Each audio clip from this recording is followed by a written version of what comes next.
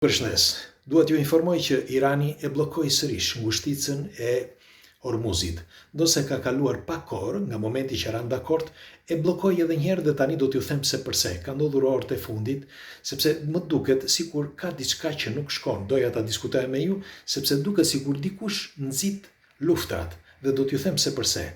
Ishte një lajm i madh kur tham që Donald Trump ra dakord me Iranin fal Pakistanit, sepse Pakistani hyri në mes, ministri i Pakistanit, dhe bën negociata me ministrin e jashtëm të Iranit dhe Donald Trump për të paktën 2 javë kohë pra që ta lë të lirë ngushticën e Hormuzit. Por ndodhi diçka që do t'ja u them tani. Një vend i vogël si ky është kaq strategjik. Shikojeni. Pra, ky vendi këtu, ngushtica e Hormuzit, një vend i vogël, por shumë strategjik dhe i rëndësishëm. Dhe pyetja është kush dhe pse bëri që tani ngushtica të bllokohet sërish. Do t'ja u them.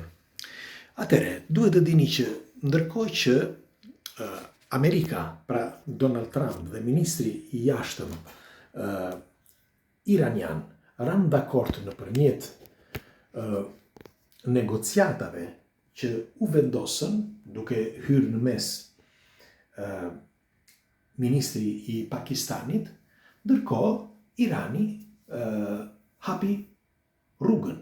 Pra tha që është okay dhe brenda atyre pak orëve që në fillim, pra që në mëngjes, pra ditën e sotme, u la i lirë kanali. Mirë po ndodhi diçka. Pas kësaj deklarate, Izraeli shkon në Liban dhe bombardon në një mënyrë të hatashme, ku nuk ishte parkur një bombardim kaq i madh dhe kaq i rënd. Nuk ishte ndodhur asnjëherë. Dhe pyetja është pse dhe kush i nxit luftrat. Në një moment që tham që ishim të gëzuar të gjithë sepse askush nuk do luftra. Unë jam asnjanës, por mundem edhe që t'jem asnjanës edhe kur bisedojmë, pra kur diskutojmë këto argumente. Po tani doja që ta diskutoja me ju. Çfarë ka ndodhur? Pse duhet që të shkaktonte edhe njëherë këtë konflikt? Pra pse duhet të nxiste edhe njëherë, kush e nxiti dhe pse? Pse Izraeli në këtë moment goditi Libanin? Ç'lidhje ka Libani me Iranin? Dhe për më tepër, pse me armatime kaq të rënda, ku e ka bombarduar, e ka bërë sot ka qenë një ditë e hatashme? Pra për çfarë arsye?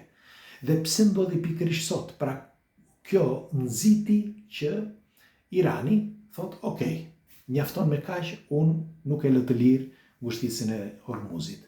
Pra kjo nxiti një konflikt që ishte tashmë, le të themi, i sistemuar të paktën për 2 javë.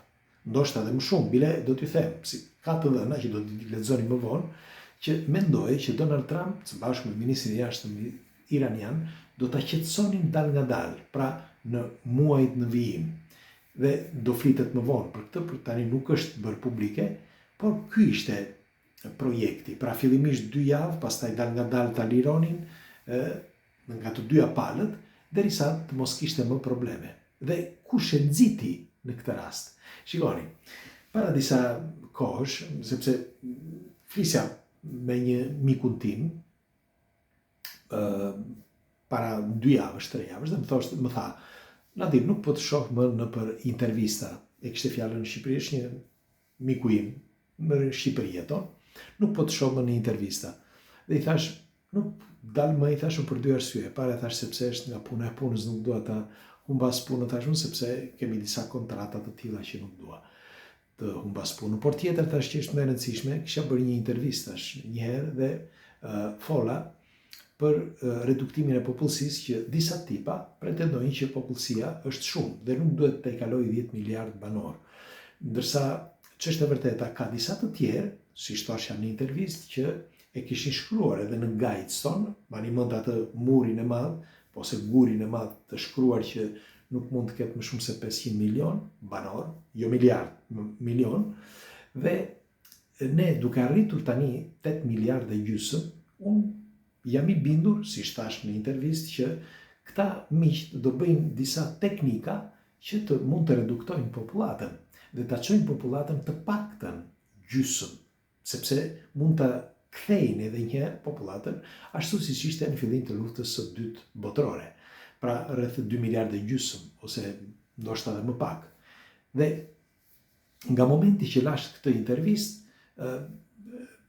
nga ana tjetër nuk më përcollën, jo të më falenderoni, se nuk dua të falenderojnë, por do të dëshiroja që të thoshin do t'i qeke mirë, për shembull, por ishte tepër e acarruar nga ana tjetër, pra në fjalë speakerat nga ana tjetër ishin kaq të acarruar, sa që sikur ta kisha unë fajin, më bën që të ndihesha në faj pse unë thash atë gjë. Pra e kapën me mua, sepse menduan që është një mendim imi.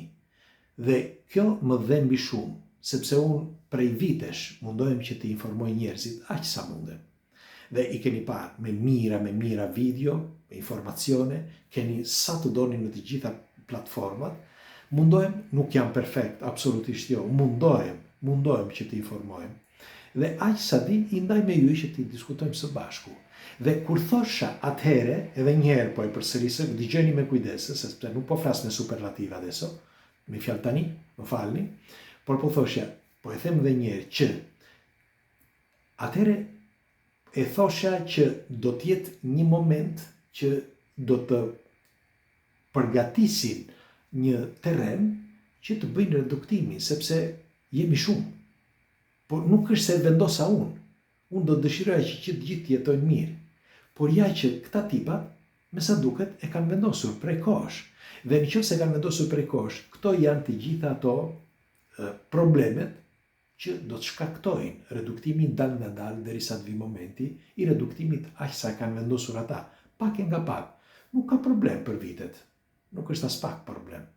Dhe kjo më bën të mendoj që në një periudhë të tillë, në një moment të tillë kaq delikat, e zëm sikur, thuhet që Irani ka armë të rënda ose po krijon bomba atomike apo ku ta diun. Dakor, u futën, bën çfarë bën me Iranin dhe në momentin që menduan që të hapnin ngushticën e Hormuzit, thanë, nga ky moment ndaluan të gjithë.